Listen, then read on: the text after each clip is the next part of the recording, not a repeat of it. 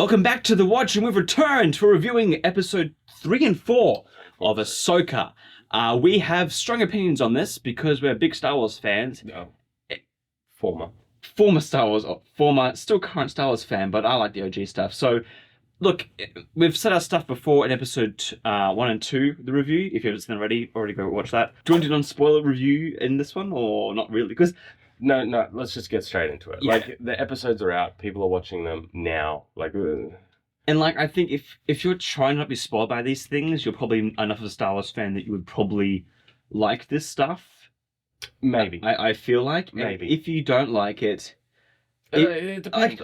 here's the thing. If you have liked any of the Star Wars Disney stuff, even Mandalorian, like if Then you you like this. if you like season 2 of Mando, you'll probably like this. Yep. We do not, because there are some major issues which we'll get into, but we can't do without spoilers. And so it's kind of just a... Yeah. So this is just going to be one big spoiler for 3 and 4. I mean, I'm sure people would have watched 3 by now, but 4 obviously just came out, so we're going to be... Well, there's some people out there who like to binge things. Yeah. So they might be waiting for that too. But, this isn't as bad as Boba, but it is nowhere near the Star Wars that I was hoping from Dave Filoni. See, the thing is, I reckon it could be a lot better.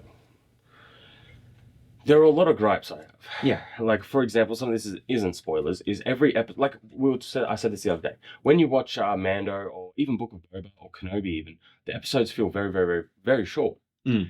The Ahsoka episodes feel... So long. They So feel like an hour long, and they're not even like 40-minute 30 minute. Yeah.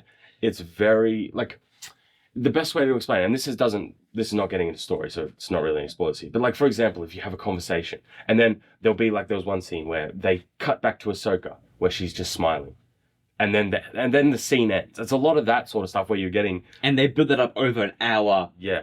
or half an hour, basically, to buffer the episode to feel longer than it actually is. But we're going to be getting into spoilers. We'll start off with episode 3, like... A quick summary, basically. Quick summary. Nothing really happened. What's her face? The general. She goes to She has the meeting, yep. the Alliance, and she says, "Hey, they're going to go bring back Thrawn. We should probably get a hold of this." And they're like, "No, you just want to save Ezra, your friend. So we're not going to allow you to do anything." Which is technically true, sorry. I mean... Yes, but like, there's many things that annoy. Because here's the thing, I like the prequels, but I'm an original trilogy purist. Sure. And I was so mad. There was no Leia. There was no it's a trap. In the council of the new Alliance or whatever. It doesn't feel.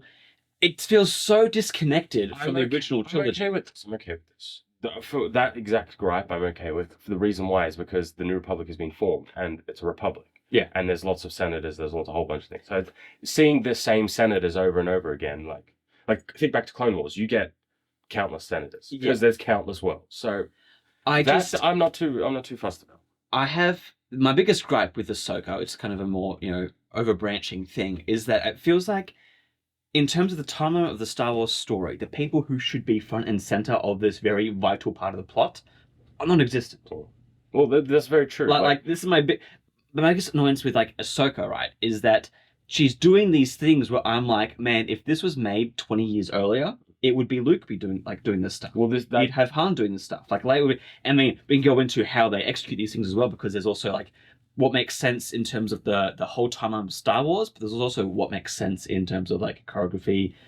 This is an important point, and the reason why is because when you have a show, doesn't matter what the show is, if you want stakes for that show, they need to make sense within the world. Yeah. Does it make sense for Ahsoka to be going after Thrawn? Sure. But it also means if he's that big of a threat, Luke should also be going. But also, I feel like a lot of other people from the Republic. The New Republic should also be like, Thrawn, he's a big deal. Yeah, we should probably worry about that more, but they're not. And so that's something I felt a little bit. And you know what? Like you said, if there is the argument of, well, those senators, there's only a few, there's actually a few more. I would just go to the other senators and be like, hey, you remember Thrawn? Like, maybe you should give me permission to go. It does bring up a lot of like how things would work. For example, with the military, is you have a a chancellor. Yeah. The guy who does all the stuff. Yeah. The senators just vote on different things, but the chancellor is the one who actually gives, or supreme chancellor. Yeah. That guy who was the supreme chancellor. Yeah. So it feels very odd when you have like generals talking to a council of senators for permission, because you're kind of like, well, there's other people for this job. Yeah, unless it's like a security council, then sure, maybe. Even then, it's still like a supreme chancellor type deal. It just feels like a lot of this plot of this story, they just want to brush off so many things to get to a certain point. And there'll be more examples in episode 4 that this happens. But it feels like in episode 1 and 2, when Sabine goes to Ezra's place to think more clearly, that whole excuse was just for her to be attacked and not be able to be defended by Ahsoka. Well, there's a lot more of that in episode 4. Yeah, and episode 3 has the same thing though. I feel like we're going on a wild goose chase because she has to rebel because that's what the guy said, but it doesn't make sense technically for them to do that. Like there's just little things where I'm like, that doesn't make any sense, and we waste so much time on her like walking into the meeting room, talking with the meeting, walking out. Like there is so much establishing shots. Like establishing shots should be like the first 5 seconds to know where you are. Yeah. In Star Wars, you'll get like 2 to 5 minutes of shots before, during, and after a scene. To be fair, like in a lot of the other Disney Plus shows, you don't spend enough time on a shot. It's very quick. Everything's just lightning, because you only have half an hour and you only have 5 episodes, so you have to. But when it comes to this, I don't know what is going on. I don't know why everything feels so slow, to a point that I'm like, there's stylistic choices cinematography wise, but then there's also like it's just slow. Here's the thing. I feel like every single Star Wars TV show, and this is, I thought Ahsoka would be a bit different because Filoni, this is his OC. He's like, I'm going to make this really good. But it has the same like gripes I've had with every other season, which feels like it's a movie just chopped up into 6 episodes and they have to buffer things in. Like once Ahsoka finishes, we could easily make, like they did with the Kenobi cut, a 2-hour movie that would feel so much better with pacing. Because like episode 2, quick summary, which we've kind of gone off.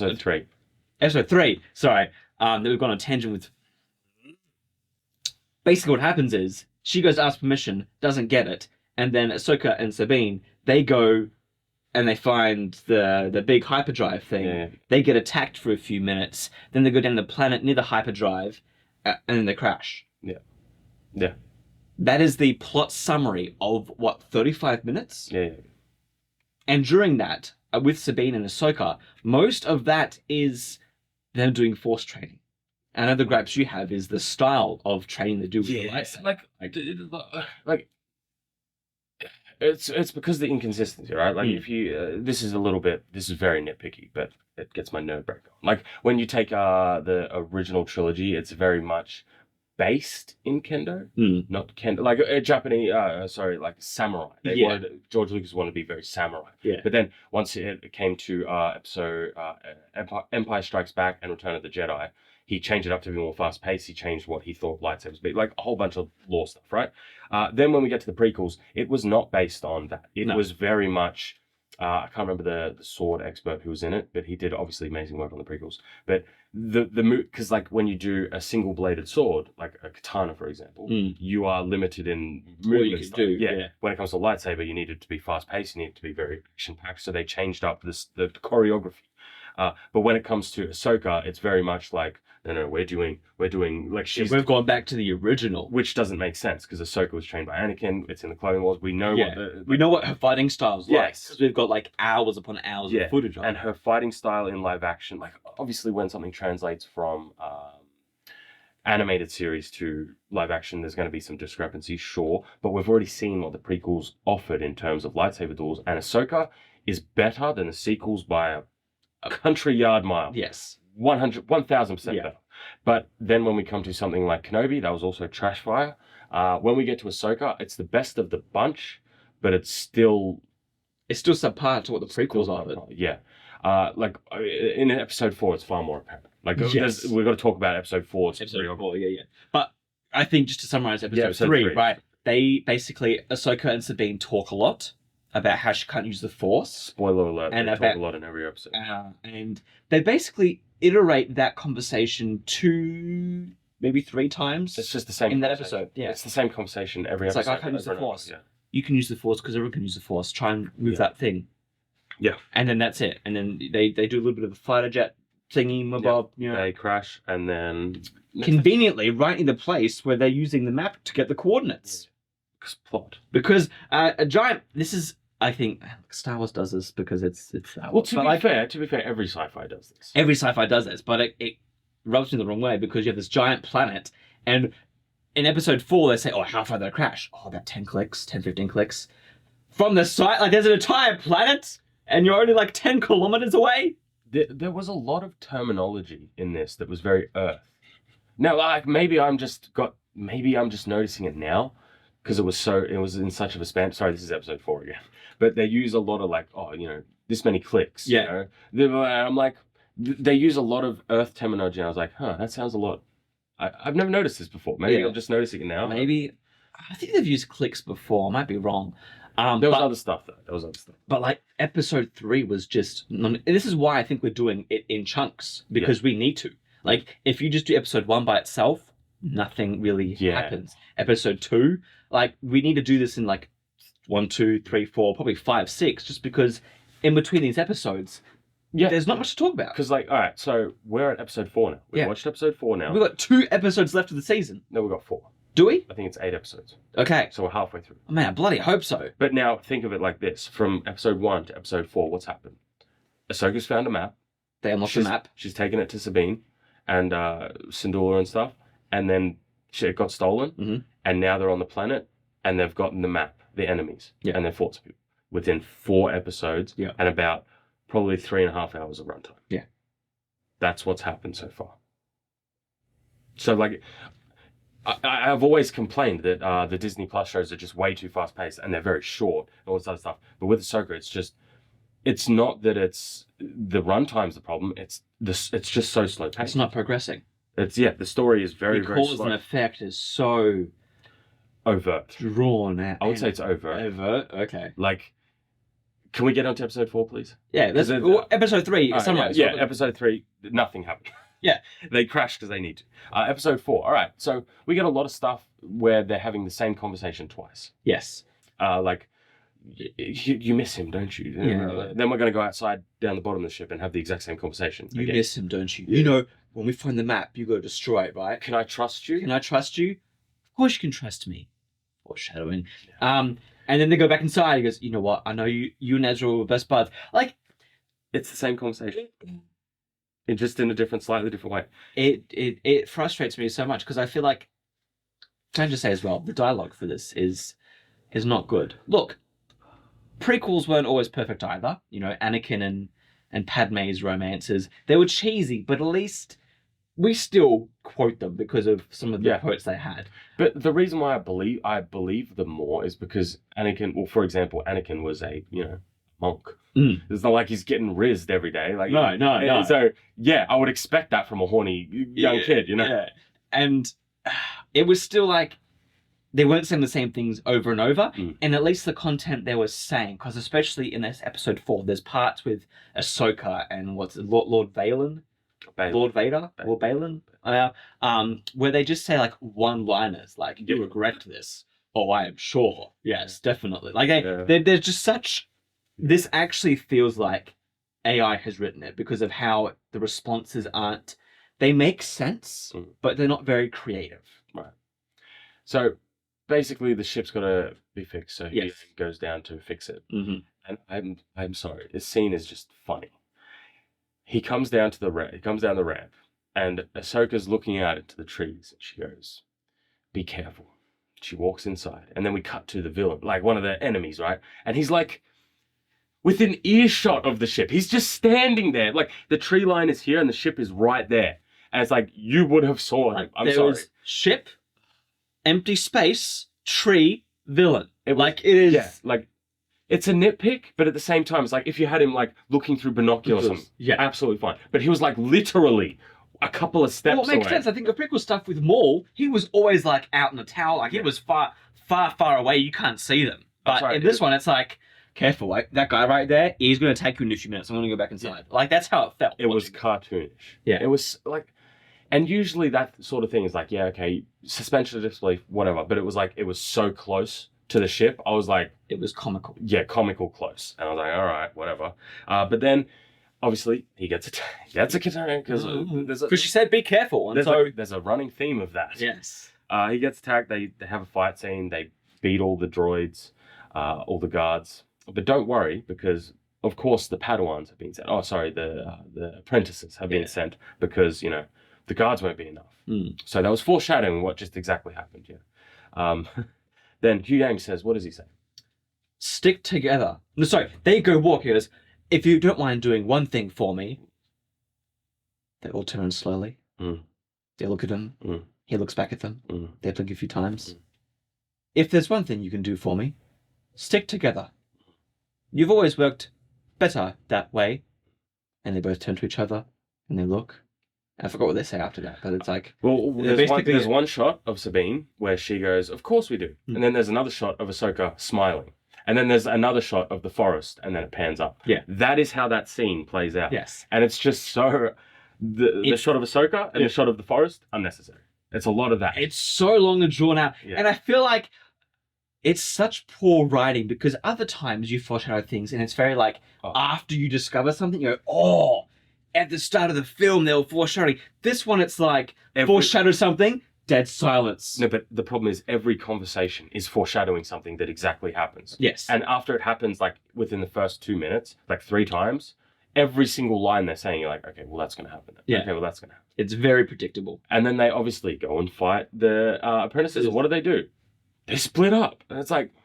And it makes no sense, right? Because Ahsoka fights the Star Killer guy, who's not Star Killer. Yeah. Everyone just online thought he was. And look, Sabine fighting the apprentice chick, it gets me so mad because I feel like if you can use the dark side of the Force, you can kill, like, Sabine in an instant. Yes. Because you have the Force. And she's a lightsaber and pistols and whatever. If we want it, like, how nerdy do you want to get right now? If you want to get real nerdy lore stuff, we can. Sure. Okay, well, the reason why that she doesn't do that is because when Force users, especially inexperienced ones, are under pressure, they can't perform. It's the same thing with Grievous, why he was able to kill so many Jedi. Yeah. Like, if you want to get real nerdy with it, yes. As much as I hate it, that's what it is. I never liked it. I'm not saying I like it. I just think it's so dumb because in every other instance of extended universe stuff, I've seen Dark Force users. If there is someone... Well, usually it happens with Jedi. It doesn't happen the other way around. Yeah, exactly. But I just think with the dark side, the whole point of you being dark side is because you have this power. Yeah. And the fact that an untrained individual with a lightsaber can overpower you... Well, it is again, if we're getting nerdy, it's a Mandalorian who are trained to fight Jedi. They are. I'm not saying I agree with it. You want the lore reason? That's the lore reason. Okay. So, if this is the case, right? If this is the case, when Ahsoka kills the other Inquisitor guy, you would think... Did she though? Well, she... Who dies anymore on the show anyways? He stabs her and then he goes into a puff of smoke. Yeah, which is very interesting because that's something like a Darth Nihilus type deal, like, corporeal form, whatever you want to call it. So maybe it is Starkiller, his essence or some crap, I don't know. But it's obviously weird and not something that usually happens. It's also funny that he got like scraped across the side and then he's like, I'm dead now! But Sabine gets stabbed. Reva gets stabbed. And they both live. It is funny in that duel, how they're doing the whole samurai thing. Like Ahsoka does the reverse grip, and then she does the like standard thing, and then she does the up stance, and like. Here's the other thing I just realized: they need to go get this map because they're calculating where to get Thrawn's coordinates, and what Ahsoka does is ignites lightsaber. Yeah, it's very. There's no urgency there. There's no get out our way because we're going to find the map to save our friend. So, all right. So, basically, Ahsoka beats the Starkiller fake, whatever we want to call him. And then Sabine is still fighting the apprentice, college-looking chick. And she sees this, and they both see, and they turn around. She looks terrified. Yeah. She's like, oh, you just see. Like, oh, no, I'm screwed, man. You just killed my friend. And then Sabine goes, go after him. Go get the map. I'm having trouble here, but instead of instead of just dealing with this apprentice in 5 seconds, I'll stay here. And then the apprentice called her like, oh, okay. No worries. Cool. And there's other things too, like I'll get a little nitpick. Sabine the more I think about this, the angrier I get. So Ahsoka goes with the Starkiller guy, and then Sabine goes with the apprentice. And the apprentice sees Sabine. Sabine starts shooting her, and the apprentice runs. Yeah. Sabine has blasters. The apprentice could just run in and just chop her in half. I'm okay with this, and the reason I'm okay with this is because if you are more powerful than someone with something like that, you lure them away from the other powerful person. Yes. But again, I'm just thinking... So that's a fair point. I'm fine with that. Just in terms of, if someone has a gun, and I have a lightsaber, I'm going to mow them down. I'm just going to... Yeah, but like, if you were to do that, Ahsoka would step in. Yes. For plot reasons. But also, I got my other apprentice guy here too. I know, but for plot reasons, Ahsoka would step in. This is the stupid thing with the show, is that everything has to happen from plot reasons, not from a sensible reason. Like, plot and sense go hand in hand. And when they don't, then you have a crappy show. The other thing that annoyed me that, so Sabine's shooting her for a bunch, and then you cut back to Ahsoka, cut back, and now Sabine's using a lightsaber. Yep. And then they're starting to go hand in hand. Yeah. It's just... So, after this, Ahsoka goes off to get the map from the Baylor character. Yeah. And I'm going to be honest with you, I absolutely did not like their fight scene. It was awful. Now, the reason why it was awful... So, like, if I had to rank all of the lightsaber fights in this episode, I would say that Sabine versus the apprentice was better. Like, it was better than their first one by like 100 miles. It was not good. It wasn't good. But this is but this is the thing, right? It's like, if you have two apprentices, two Padawans fighting, I would expect them to fight like that. So I was like... More untrained, a bit more... But not terrible. Yeah. At the same time, so I'm like, all right, okay. The problem with the Ahsoka one versus Baylor is Ahsoka is like super duper trained. She was trained by Anakin in the Clone Wars. She survived Order 66, and it wasn't the fact that she was on a desert planet, it was that she was on a ship with a bunch of clones and survived. Ahsoka is legit good, like no joke. So her fighting style in this was obviously nothing like the animated show, but you can say because it's anime, but then we go back to the thing, like in the prequels they did it. Yeah. Like, where do you think the animated show got it from? But the problem was, they went back to this, like, lightsabers are heavy again.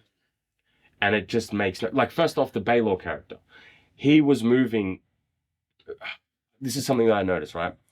You know that Jedis have a little bit of the precognition because of the Force, right? But the problem was, it was too much. You could tell that he was, like, moving, and then something was hitting by, like... It's just enough to your brain to go, that doesn't look right. There were times where, like, he was jumping on a rock, and Ahsoka would, like, hit down on the rock, where she saw him jumping up, so you'd think that she would strike upwards, but she didn't. Yeah. So there was a couple of things. First off, a lot of the deflecting blaster bolts and stuff like that was... I feel like the timing was off by, like, just a fraction of a second. But it was just enough for me to go, that kind of looks strange. Because it looks like he's going, then it's... Yeah, then like you're shooting for it. You're shooting for the lightsaber. Yeah, that's what it felt like. And then when it came to their fight, they were double-handing everything. Like, they were heavy lightsabers. And they were smacking and doing things like that. And then I wasn't feeling it. And then as soon as she hurts her hand trying to grab the orb, barehanded, when she's using the lightsaber one-handed, it's like it was impossible. I did not like that. I also didn't like what he was doing to try to, like, influence her. Because I tell you what, after Sidious in episode 6, like, you have such a awesome, powerful villain and a hero who you're actually concerned about because there's stakes here. Where when Ahsoka shows up, he's like, oh yes, Anakin, oh, name drop. Talk about you. Oh, everyone knew Anakin, yes, but you're going to fail just like him. But even less knew what he became. It's like, oh, so you knew that he was Darth Vader? Because, like, by definition, this is not even up for debate. If he is a dark side user, by definition, he served Vader. Yeah. Period. Yeah. There was no dark side users in the Empire that did not serve Darth Vader. Yeah. He was top dog. Period. So that means that he was a Jedi Master or Jedi Knight or whatever that knew he was Anakin. Another one who knew it was Anakin, survived everything like that. But then when he's talking with Ahsoka, it's like Darth Vader wasn't his master as well. Like, bro, you served the guy. Yeah, like, he's your master. They're all your master. Yeah. It's just the way that they were trying to build it. Because here's the thing, lightsaber fights are cool. But what makes them awesome is when you have emotion and investment in the fight.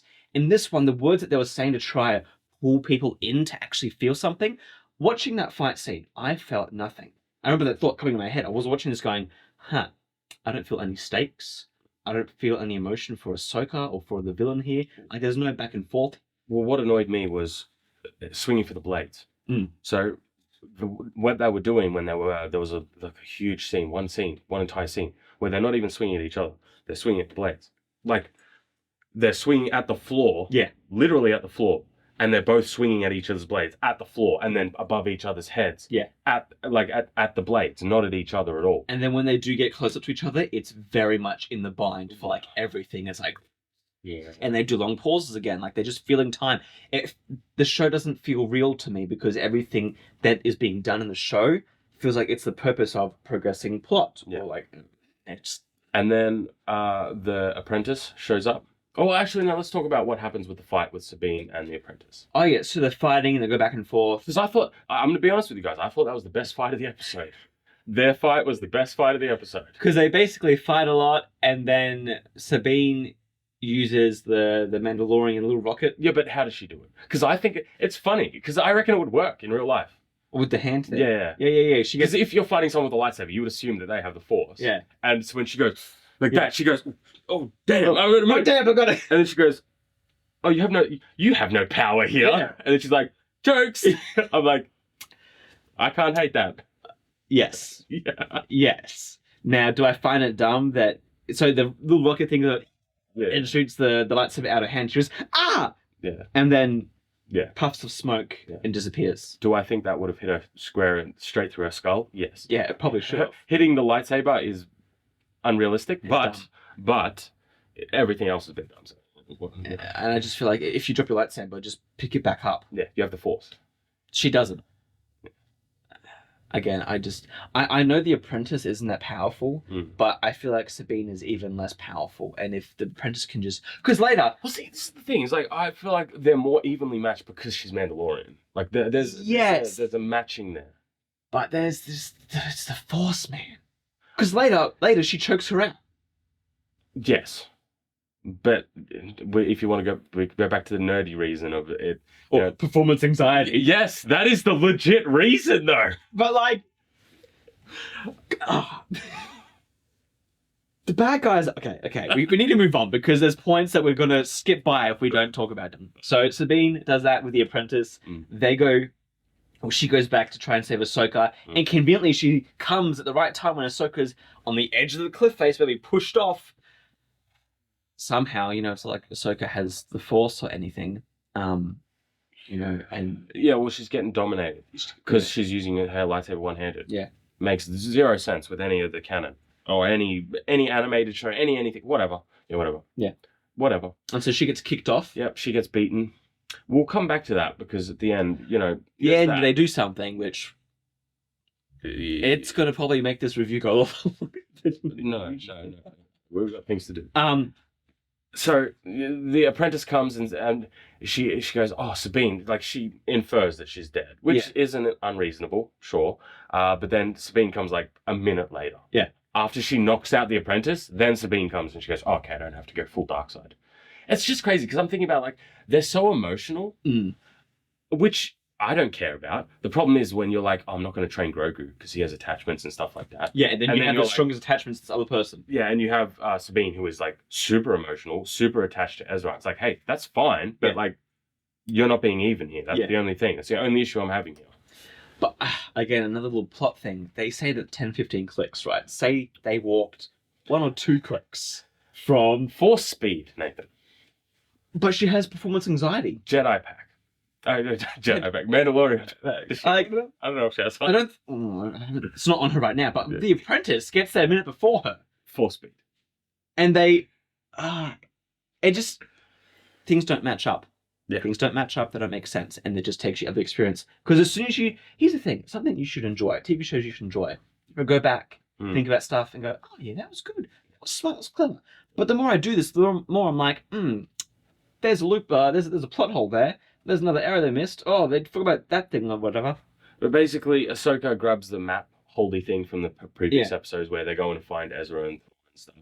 She goes, She hurts her hand, and then because she can only use her lightsaber one-handed, she gets destroyed by Baylor for some reason. And then she gets kicked off the cliff, and then Sabine has the map. I loved it. I'm sorry, guys. Put the gun up against it, right? Like, I'm gonna blow this away straight through my hand. I'm sorry, it just made me laugh a little bit. But basically, Baylor's like, magic force powers.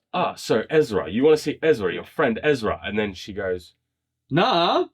She does the like, oh, it's funny. I actually didn't think they were going to commit to it. I thought she was going to go right at the last minute. No. And then he stops her and then takes it anyway. But she actually goes, I'm on your side. So she switches teams. And gives him the map. And then they all leave. Basically, they go to the big hyperspace ring. Yes. Now, how do we know it's a hyperspace ring, Nathan? Well, because that's the ship they got to go to get. Yeah. Well, if you know anything about hyperspace, you would know that. You need a hyperdrive. Hyperdrive, yeah. And in the prequels, yeah, Kenobi used one of those to get around a lot. Yeah. Why did he do that? Well, because he had a Jedi fighter, and Jedi fighters aren't meant to do that. So what they did was they developed a hyperdrive for smaller ships. Yeah. But so what they do in this one is they make a hyperdrive that's basically the whole ship, a giant one to get to a different galaxy. Yeah. It's just a hyperspace ring. Ship. For the most part. But that's what they're going to go find Thrawn in. So the Sith Baylor, the apprentice, and Sabine go up to the hyperspace ring ship to depart on their journey because they got the map. They can go now. And then the Republic shows up. Hera shows up. Which, by the way, her purpose in this episode basically is she leaves the New Republic, Starfleet, whatever, with a few X-Wings, and they say, well, you need permission to leave, General. And they're like, just make an excuse for me. And then they leave, and then her son is like, why can't I disobey you, but you can disobey other people? And there's the whole back. The only thing that annoys me about that is, like, the logic that has been set here is if she doesn't get her way, she just does it anyway. Yeah. Does that mean, like, if someone, I don't know, like a year before, disagreed with her on where a ship should go, she just went and did it anyway? That's why, I'm sorry, that's just the logical inference I'm taking. Yeah. You said no, so now I'm just going to go and do it anyway. Also, like that she's a general that can do anything, but everything she asks to do, she gets rejected for. Like, it doesn't make sense in her role either. At least it'd make more sense for her to be down a few notches. Then she goes, oh, I've got to be a rebel or whatever. But instead, no, she can never do what she wants. The New Republic, well, Hera comes with a ship and a couple of X-Wings, and they're heading straight for the giant hyperspace ring. Yeah. And what do you think happens, Nathan? What do you guys think happens? It's a giant hyperspace ring ship. And they go, wow, that's a lot of energy coming from that ship right there. Huh, I wonder what would happen if... It's like, oh, it jumped to hyperspace. The hyperspace ring jumped to hyperspace. And guess what? Everyone dies except for those with plot armor. You have the X-Wing with the guy that was in the Mando episodes, and you have Hera and her son. Yeah. Everyone else dies. Yeah. And, like, everyone goes through the same amount of energy. Everything happens. Everything happens, yeah. Like, it's funny because there's X-Wings going... and everyone's like... Ah! And then you cut to, like, Hera and the X-Wing. X-Wing is fine next to him. It's, like, literal visual plot armor. And you're like, how? At least have them be like, whoa, that was crazy. Or, like, make Hera look like she can actually dodge something. But it cuts to them just being completely okay. Yeah. And everyone else is going to the planet dying, burning to a crisp. Yeah. And then her son has the audacity to say, Mom, I got a bad feeling about this. I'm like, you think, son? I think all our friends are dead. Yes, that is what happens for the most part. And then that's pretty much the end of the episode. But it's not. Because there's one more final scene. So, Ahsoka, obviously she's not dead, it's her show. No. There's still 4 more episodes, and Dave Filoni's not going to kill Ahsoka. No, never. That's never happening. No. What are you talking about? But we go to Ahsoka. And Ahsoka wakes up. But she's not in the ocean. No. Off the cliff she fell. You know, she fell from the cliff into the ocean. But she's not in the ocean. No. Where is she, Nathan? Now, I think it is where I think it is. Unless they want to introduce some other random thing. But I think it is there. You think it is there? Where do you think it is? Well, I think I agree with you, because the only other thing I can think of is just in the Avatar state. Basically, that's what it looked like. It's the world between worlds. Like, it's... She's in the world between worlds.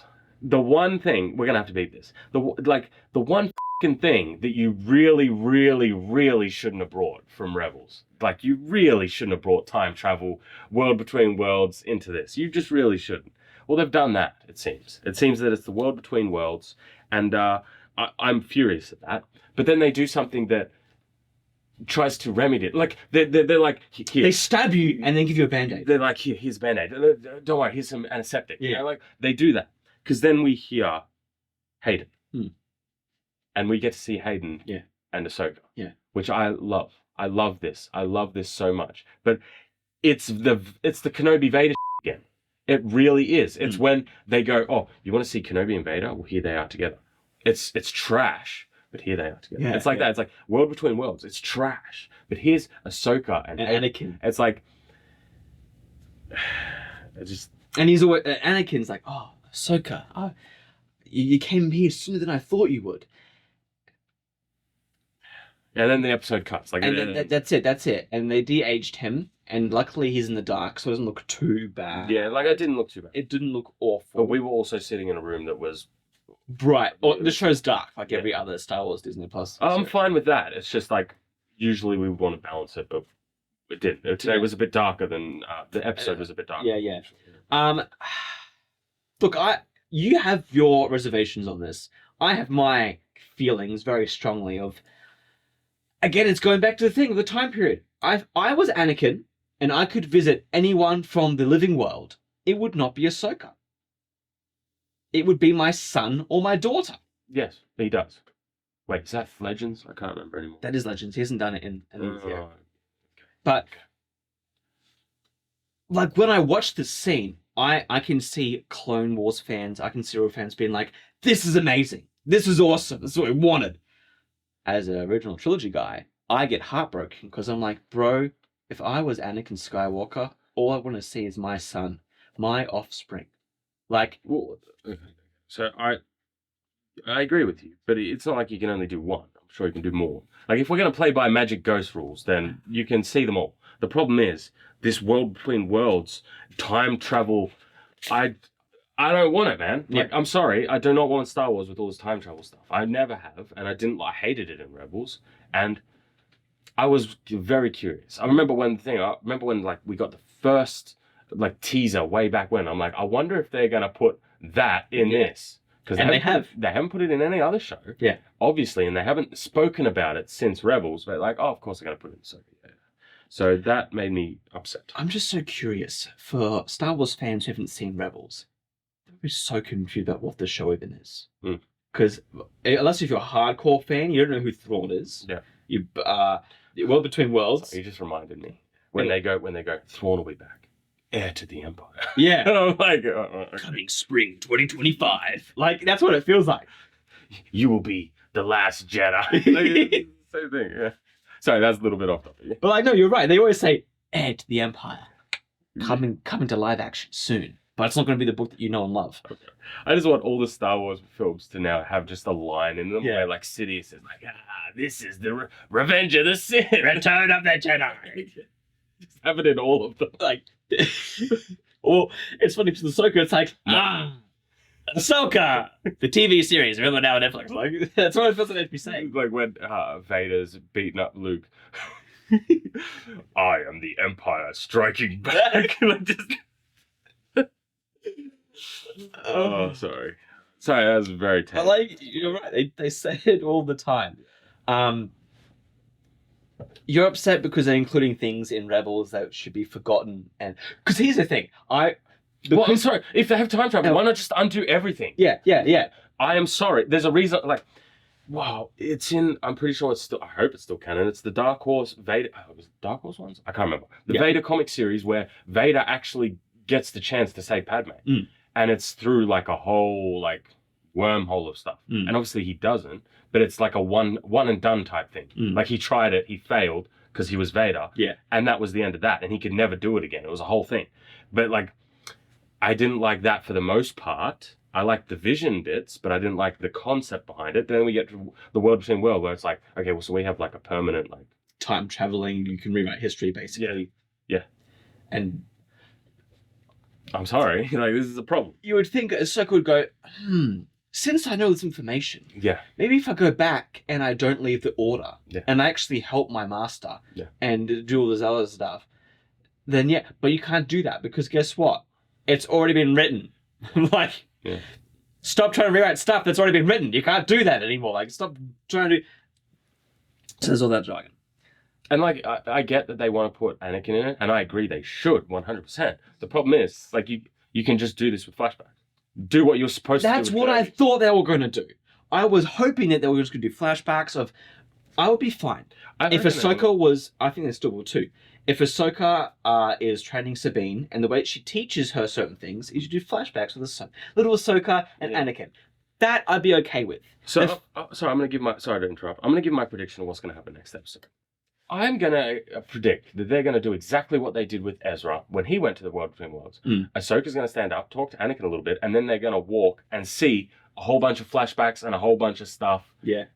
Also, she'll probably see Ezra where he is, wherever he's at. Yeah. Then they'll see a bit of Clone Wars stuff with Anakin and Snips. Like, that is my prediction for the next episode. Comment down below how right you think I am, guys. Or wrong. Either or. I'm just curious, you know. Can I give my one prediction for the show? Go. I reckon we won't see Thrawn until the finale. It'll be an episode or two before. Because they've already, now they've jumped. They've jumped to space, so... We're already up to episode 4. Yeah. They jumped to space. They're going to be in space. They're going to go and try and find either... No, I think both Thrawn and Ezra. They probably might do them different times, but one of them is not going to be revealed. And I reckon it's going to be Thrawn until the finale. It's going to be like... They're going to be like, oh... Because somehow... If I had to... Somehow Thrawn and Ezra have to get back to the galaxy. Yeah. And so it's going to end with an Imperial, Star Destroyer coming in and being like, oh, who is that? And it's going to be Thrawn sitting on the command deck and being like, great Captain. And then end season 1! I reckon they are going to have them get to the new galaxy and go through a whole bunch of, like, we need to find Thrawn. Yeah. They're going to follow all these goose, blah, yeah. And then when they get there, they're going to find Ezra, not Thrawn. Yep. And then right at the end of the season, Thrawn will just like, I'm back. That's what I'm going to think too. Yeah. That's what's going to happen, right? So they're going to... Somehow Ahsoka's going to get back into where Sabine is. They're going to team up again and they're going to fight the bad guys. Well, World Between Worlds. See, when you have World Between Worlds, you can just do whatever you want. So they're going to... She's going to get back with Sabine. They're going to go and try and find whoever. They're going to find Ezra. And then once they save Ezra, they're going to try and leave the villains in that galaxy and then come back to theirs. And as they come back, that's when Thrawn intercepts, or somehow they leave a gate open or whatever, and Thrawn's going to come through the way that they came through. Yeah. And, yeah. You know what's funny, though? I just thought about it. It's like, if Ahsoka gets to where Thrawn and Ezra is by going to the World Between Worlds, why not just do that right from the get-go? Right from jump. Yeah. I'm sorry, because, like, right, let's look at this logically. Right now. Because with what they've given us so far, yes, the map's been destroyed. Yes, the only people with the coordinates to where Thrawn and Thing is on the evil people's ship, and they are currently on their way to that galaxy. Yeah. Ahsoka is still, well, she's supposed to be in the ocean, but she's in the World Between Worlds, so she has literally no way to get to this galaxy. But she's in the World Between Worlds. So how do you think Ahsoka is going to get to where she needs to get to? Because that's where all the plot and everything's happening. How do you think she's going to get there? Teleportation. Yeah, but how? World Between Worlds? World Between Worlds. Yeah, because there's literally no other alternative. There's literally... Also, what is Hera doing in this season? They're going to crash on the planet or whatever. How is she going to get anywhere? Member berries, man. Like, I just feel like she's just always left behind. Well, I think the reason, if I was to say why Hera has to be there, is because Huyang is stuck on the surface of the planet, so they can't just leave him there. So when he appears later in the end of the season, when Ahsoka comes back with everybody else, he'll be there, and you're like, well, how did he get there? Like, oh, right, Hera showed up to save him. Yeah. He's tying up that loose end. There, I did it for you guys. Is that everything? That is. Okay, I hate Ahsoka because I feel like instead of getting the Luke Skywalker that I always wanted, we're just getting Rebels live action. Oh, I don't like it because, like, at this point, this was like a cartoon episode. Yeah. But I'm just saying, and this is my honest opinion on what I feel with Ahsoka. I hate World Between Worlds. Yeah. I hate all the Rebel stuff as well, like all the canonically, Ezra. You know what? I am here's the thing I feel like whenever I give any complaints for this show, it's, Nathan, this wasn't made for you. This is made for Rebel fans. Mando wasn't made for you. It was made for sequel fans. Was it? Like it's not. But whenever I give complaints on something that I don't like, I'm like, hey, it's not original. They're like, well, it wasn't made for you. I would say Mando was made for prequel fans. Yeah, well... That's why I was so into it. Well, what I'm saying is, whenever I try to criticize Star Wars for being Star Wars enough, everyone says, well, this one isn't made for you. And I feel like this is made for Clone Wars fans as well. Yeah. Like, it's Ahsoka. She started in Clone Wars. Like, to say that Ahsoka is a Rebels thing is ridiculous. She's a Clone Wars. It's also a They Clone Wars literally thing. made Season 7 just to bring Ahsoka in more. But... all my criticism to it is that, okay, you're not giving me the Star Wars that I've been asking for since I was a little boy. Oh, really? They have not been giving it to me. George Lucas gave it to me. First time. Yeah. No, it's not first time. But every season that comes out, and people are like, Nath, you like Star Wars. Why don't you like this one? I'm always going to say the same thing. Okay? Skywalker Saga. Where the hell is Luke having this conversation with his dad? Thrawn is coming to the galaxy. You keep bringing up Heir to the Empire, that EU book that everyone loved, that everyone, how did Thrawn come into existence? This one book about Luke, Leia, and Han fighting the Empire back, but you're not going to bring any of that stuff back because it's no longer about you, Nathan. You original trilogy fan? Nah, it's alright, you got to go watch your old shows anyways. Don't criticize this new stuff because it's not made for you. That's just what I feel. Sure. Anyways... let us know your thoughts and opinions, and we hope to see you on the next review here on Night's Watch. Sure. Well, I actually want to watch the next episode now. Yeah, you want to see what happens? I just want to see Anakin. I just want to see Anakin. I want to see Anakin? Yeah. I want to see through the end. I want to see if we're right. Our predictions are right. Oh, they are. There's literally no other way for her to get to the other galaxy. I'm sorry, when you fall off the cliff and fall into the magic world, there's literally... I'm more talking about when they're going to reveal Ezra and Thrawn. The problem is, when your plot is that transparent, it's a problem. I'm sorry, it's a problem. Like when you go, well, what's going to happen with Mando or Boba? Like even Kenobi, how are they going to tie up the end of Kenobi? You don't really know. And then when you see, you're like, oh well, that was the worst way to possibly do that. But with this, it's like, well, you've eliminated all the options, so there's only one left. Yeah. But anyway, you can take it. As always, stay on watch.